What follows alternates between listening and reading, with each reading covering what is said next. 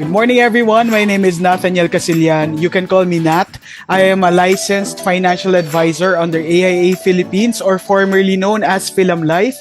And I am also a unit manager, and I am an MDRT financial advisor. Right now, what we're going to be talking about is one of the best-selling products pagdating sa AIA, and it's one of my personal favorite products.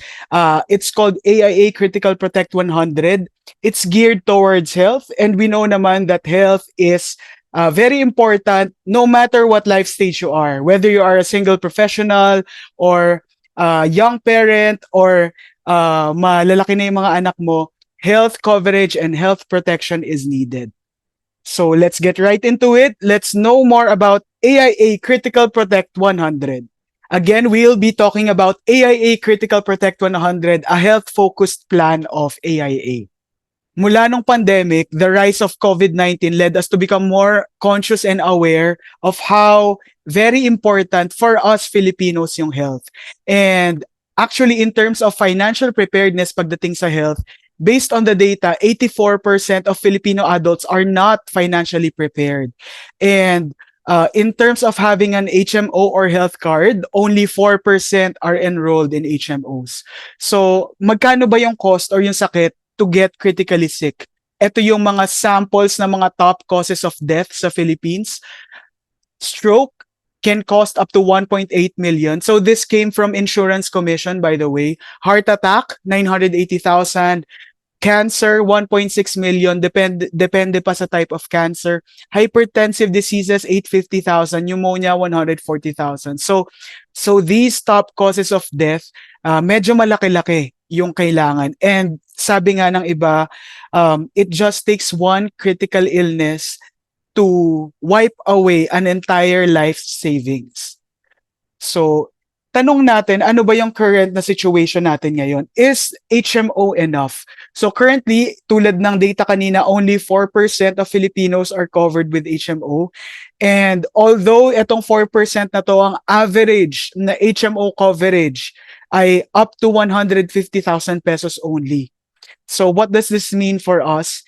Anything beyond 150,000 will be shouldered as out-of-pocket expenses.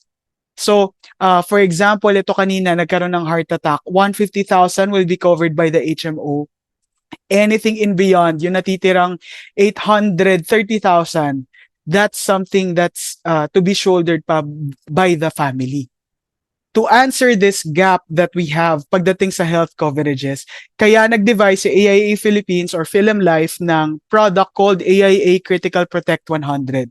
So yung para madaling maintindihan, it protects against 100 critical illnesses until age 100. Yun. We will talk more about these later. Issue age, ibig sabihin sino yung mga pwedeng kumuha. Age 0, so ibig sabihin kahit babies pwede na agad kumuha until age 65. Alright. Product highlights of AIA Critical Protect 100. First, it's mainly focused on health protection, particularly yung protection against critical illnesses, which is one of the top leading causes of death here in the Philippines. For this plan, it's also very affordable since it's what we call as pure insurance, or you may know this as some terms na traditional insurance or ordinary life insurance. Ibig sabihin, protection lang siya, walang kasamang package na investments. Yung kabaliktaran ng OL, it's VUL. So yun naman yung may package na investments. So ang kaibahan nito, since this is an OL or traditional, wala siyang investments, meaning for the same amount of premiums, higher yung coverage na pwede for the clients. Also, even babies can avail as well since yung issue age, tulad ng sinabi ko kanina, ay age 0 to 65. Alright, let's talk about the key benefits of AIA Critical Protect 100. This is the major benefit talaga, critical illness coverage until age 100. Ang difference with the other critical illness coverage or plans, usually until age 75 lang siya or age 70 in the industry.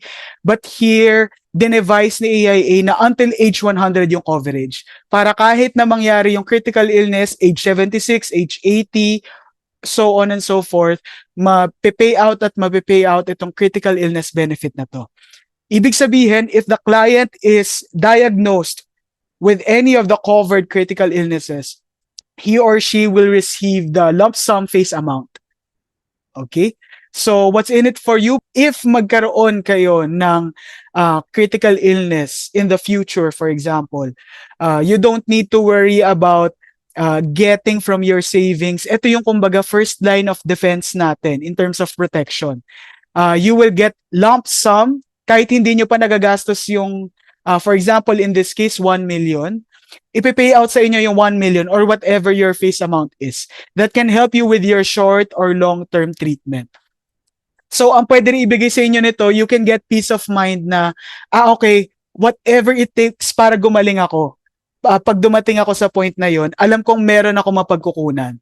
So, hindi kailangang mangutang at the moment, hindi kailangang mag-worry ng family kasi meron akong financial line of defense that can cover for that.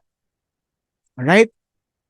Tinatanong din sa akin, paano naman kunyari kapag namatay pero hindi dahil sa critical illness? Paano kung kunyari nagkaroon lang ng accident, doon namatay, di sayang na to. Well, the good news here is the 1 million critical illness coverage will be converted or is convertible to death benefit if the death was not due to critical illness. So, ibig sabihin, in case of cause of death ay dahil sa accident or other causes, old age, whatsoever, you will still get the 1M. The beneficiaries will get the 1M face amount. Okay, ano ibig sabihin nito for you? No matter what, it will be paid out ano man yung mangyari. So here is the list of the covered critical illnesses. So you can take a screenshot of this. Different insurance companies, pare-pareho lang usually yung list of the covered critical illnesses. Ang common dito ay cancer, stroke, heart attack, terminal illnesses, etc. Merong tinatawag na minor critical illness benefit. Ibig sabihin, once the insured is diagnosed, kahit minor stage pa lang yung critical illness, the client will receive in advance 25% of the face amount. So, kunyari dito, 250K if the face amount is 1 million.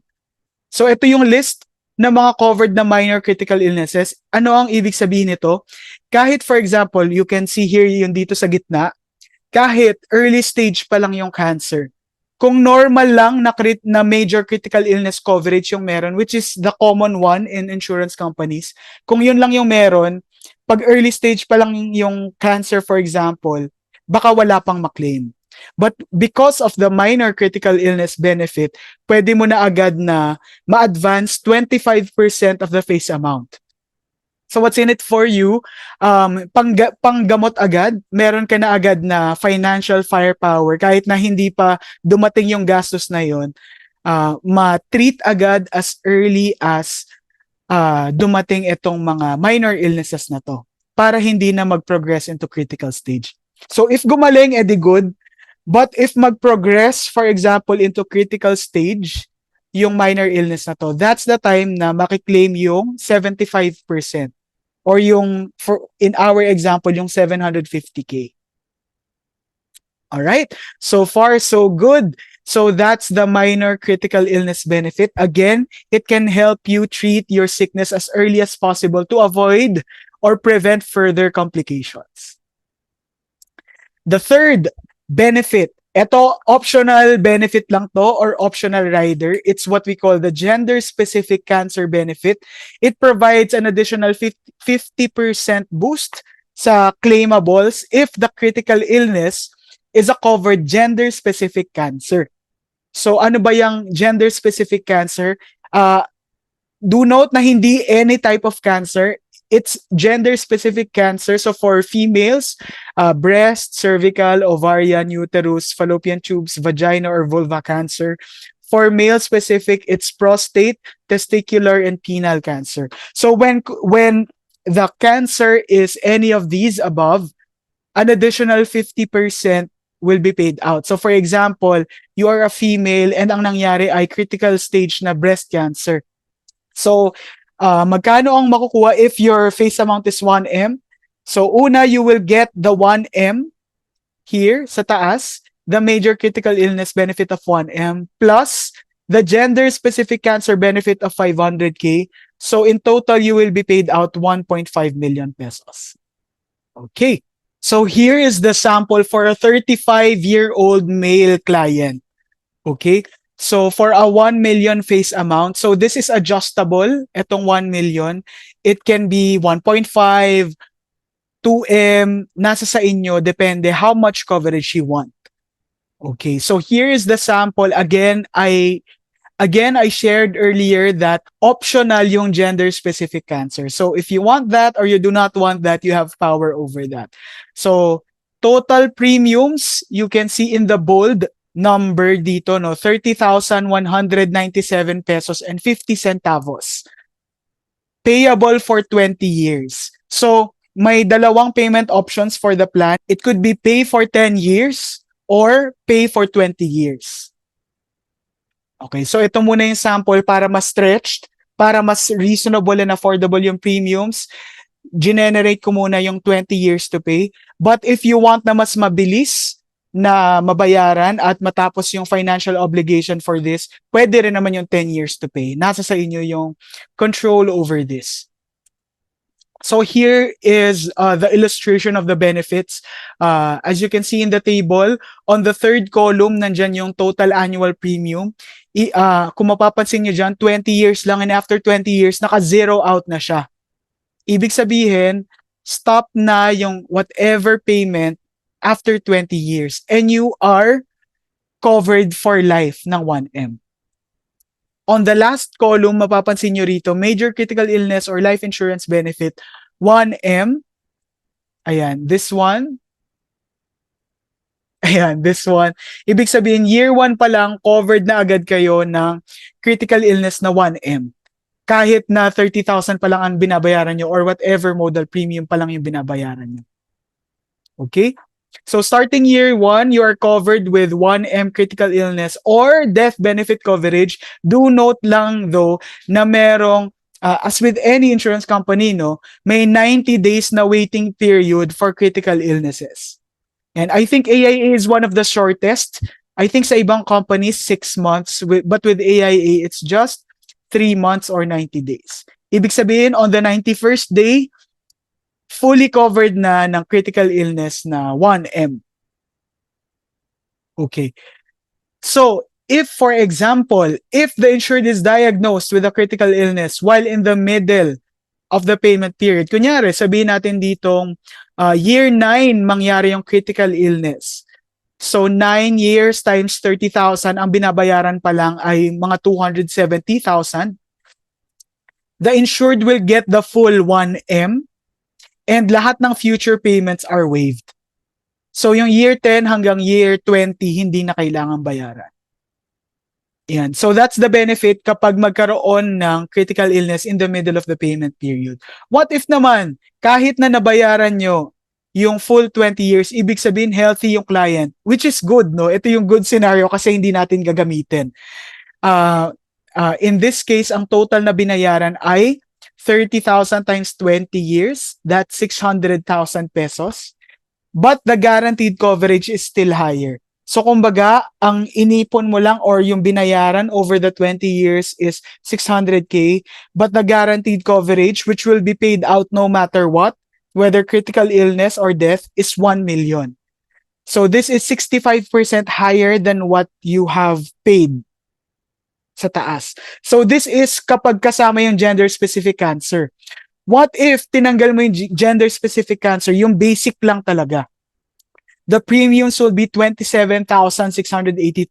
Pag binayaran over 20 years, that's 553,000. The guaranteed cover is still higher, 1 million, which is 81% than what you have paid for. All right.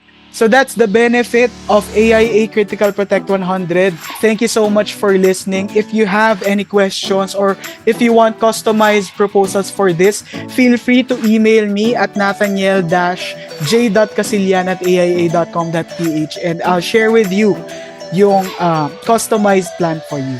Thank you so much and be protected. Thank you, everyone.